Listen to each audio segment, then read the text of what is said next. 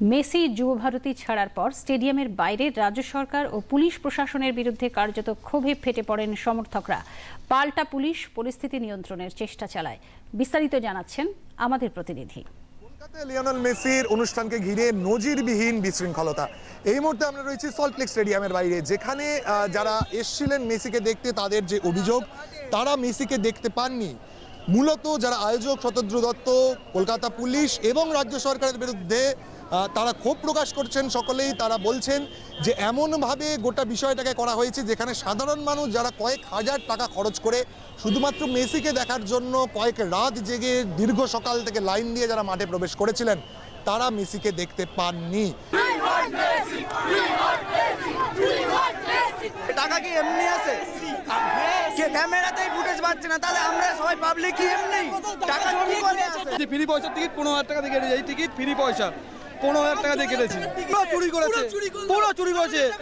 নেতা মন্ত্রীরা দেখেছে, আমরা দেখতে পাইনি। ফ্রি পয়সায় ওরা দেখে চলে গেছে, আমরা দেখতে পাইনি। এটা টাকার স্ক্যাম না, এটা ইমোশনের স্ক্যাম। পুলিশের জন্য আমরা দেখতে পাইনি, আর নেতাদের জন্য আমরা দেখতে পাইনি মেসিকে।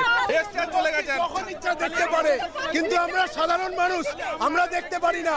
শুভশ্রীর মতন এরকম অনেক মানুষ বা অনেক মহিলা ছিল যাদের জন্য আমরা দেখতে পারিনি।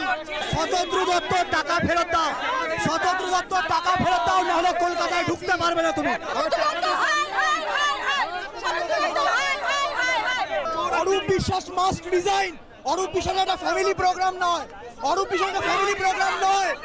ও জড়িয়ে থাকবে মেসিকে, আমরা কেউ দেখতে পেলাম না। Arup Biswas must resign. দেখুন এরকম এই যে এইটাই তার নমুনা। 5,000 টাকা দিয়ে টিকিট কেটে এইটা নিয়ে যাচ্ছে। দেখুন এরকম মেসিকে তো দেখতে পেলাম না, তার মধ্যে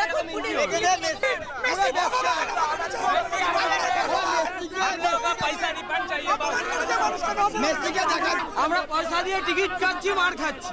আমরা এই বাংলার নাগরিক, আমরা গর্বিত। রাত 11টা থেকে এসে আমরা এখনো পর্যন্ত মেসি দেখা পেলাম না, অথচ কর্পোরেটরা মেসিকে কিনে ধরে রেখেছে।